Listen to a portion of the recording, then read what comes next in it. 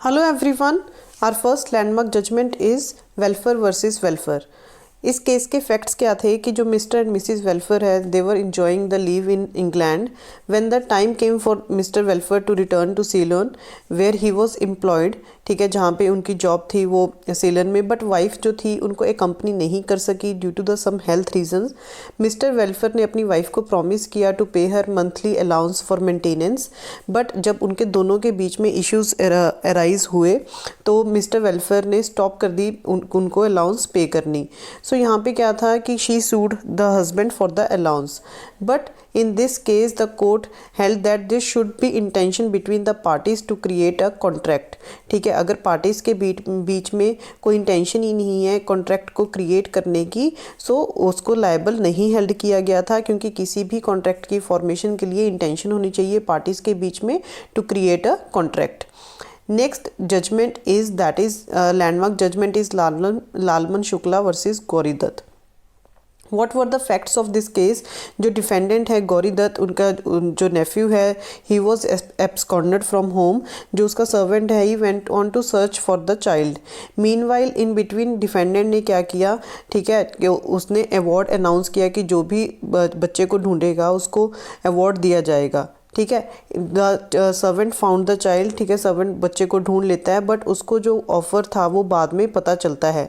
तो सर्वेंट क्या करता है कि वो क्लेम करता है बाय फाइलिंग एन एक्शन कि उसको अवार्ड मिलना चाहिए। बट यहाँ पे क्या था कि कोई भी कॉन्ट्रैक्ट को फॉर्म करने के लिए for the acceptance of an offer there must be A knowledge of the offer. जब तक नॉलेज ही नहीं है आप किसी भी कॉन्ट्रैक्ट को एक्सेप्ट नहीं कर सकते, तो उसको अवार्ड नहीं दिया जा सकता। And his act of bringing the lost boy did not amount to the acceptance of the offer, and therefore he was not entitled to claim the award. Our next landmark judgment is Carlyle versus Carbolic Smoke Ball corporation. इस case में क्या हुआ था कि जो defendants हैं उन्होंने advertise किया था अपना प्रोडक्ट जो कि कार्बोलिक स्मोक बॉल है, ठीक है, for a preventive remedy against influenza. उन्होंने ऐड में लिखा था, ऑफर किया था कि अगर कोई भी कॉन्ट्रैक्ट करता है इन्फ्लुएंजा को, कोल्ड को और एनी अदर डिसीज, ठीक है, after using the product in the prescribed manner, जो उन्होंने प्रिस्क्रिप्शन में लिखा हुआ है, किसी को भी ये नहीं होगा। अगर किसी को हुआ तो वो उन्होंने ऑफर किया था कुछ रिवॉर्ड देने के लिए, कुछ पाउंड्स देने के लिए। जो प्लेंटिफ है उसने रिलाई किया उस एड पे and he purchased a smoke ball and used it in according with the directions, जो भी डायरेक्शंस दी हुई थी। दस शी सूड द डिफेंडेंट्स। उसने उसके बाद क्या किया, उसने डिफेंडेंट से जब मना कर दिया अवार्ड देने के लिए, उसने उनको सू किया। तो कोर्ट ने इसमें क्या हेल्ड किया था कि जर्नल ऑफर में क्या होता है कि जर्नल ऑफर में पब्लिक वर्ल्ड को, ठीक है, एड्रेस किया जाता है, तो वहाँ पे ये ज़रूरी नहीं है कि नॉलेज होनी। Communication of acceptance is not necessary in case of journal offer, and it can be claimed by anyone who comes and perform the said condition. So this case is based on the journal offer. जो भी हम discuss कर रहे हैं these are the landmark judgments. Our next case is minors capacity to contract, ठीक है, Mohori Bibi versus Damodar Ghosh. This case is very important. इस case में क्या था कि जो डिफेंडेड है Damodar Ghosh, he was a minor और वो सोल ओनर था अपनी प्रॉपर्टी का। तो उसने प्रॉपर्टी को मोर्टगेज करके किसी से, ठीक है, मनी लेंडर से उसने पैसे ले लिए इंटरेस्ट पे। तो लोन जो था उसने पे नहीं किया, तो जो प्लेंटिफ था उसने सू कर दिया। तो यहाँ पे क्या हेल्ड किया था कोर्ट ने कि जो माइनर के साथ कोई भी कॉन्ट्रैक्ट माइनर के साथ नहीं हो सकता है। Minor's agreement is void ab initio, वो स्टार्टिंग से ही वॉइड होता है, तो he can't sue the minor, ठीक है।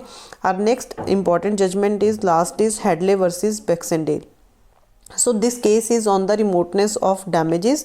इस केस के फैक्ट्स क्या थे कि जो प्लेंटिफ हैं they were the operators of a mill, और उनको अपनी जो मिल है वो शट डाउन करनी पड़ गई टेम्परेरी, क्योंकि जो मशीन्स थी मिल की वो ख़राब हो गई थी।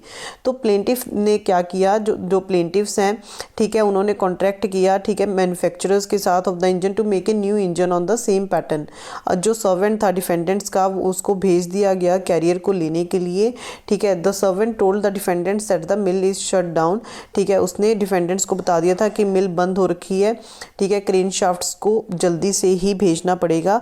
तो डिफेंडेंट्स ने इन्फॉर्म कर दिया कि जैसे ही उनके पास ओल्ड क्रेन शाफ्ट आ जाएगी वो नई डिलीवर कर देंगे by 12 o'clock it's next day. Due to the delay of the defendants जो डिलीवरी थी वो डिले होगी and the mill had to shut down for several days. In this case court ने क्या हेल्ड किया कि due to the involvement of the third party, जो carriers की इन्वॉल्वमेंट के कारण डिले हुआ, ठीक है, जो क्रैंकशाफ्ट जानी थी, और जो लॉस है वो एंटायरली डिफेंडेंट्स के ऊपर ब्लेम नहीं किया जा सकता जिनको मशीन, ठीक है, जिनको मैन्युफैक्चर करनी थी। So whatever may be the damage और loss rose did not come to the existence because of the direct breach of contracts by the defendants, तो उनको ही लायबल नहीं हेल्ड किया जा सकता, ठीक है। So it was held that a breaching party is liable for the losses that the contracting party should have foreseen, but is not liable for any losses that the breaching party could not have foreseen on the information available to him. So these were our 5 landmark judgments, ठीक है, जो कि आपको पता होनी चाहिए while studying Indian Contract Act. Thank you guys for watching the video. Subscribe the channel and press the bell icon